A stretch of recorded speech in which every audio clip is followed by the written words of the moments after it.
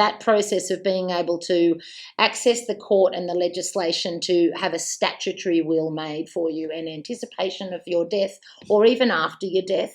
I've had cases recently where people have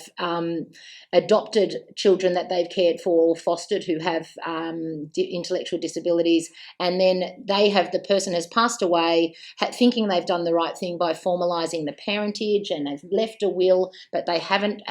seen a solicitor with the right level of understanding around capacity and how to properly provide for a person who's got a disability in a will, and ended up with a will that would have consequences, meaning that each of these children would ultimately receive money that would mean in their own pockets, which they wouldn't have the ability to control. So the place it could end up being needed to be controlled by is the trustee and guardian, which isn't anyone's idea of the way things should best happen. And so going to the court and saying this is a will that for all intents and purposes should have been made to provide for these people to hold their inheritance in this sort of vehicle, and the court will make a statutory will after the death of a person on that basis. So those are the sorts of legal mechanisms that a lot of lawyers, to be honest, don't really practice in or are aware of.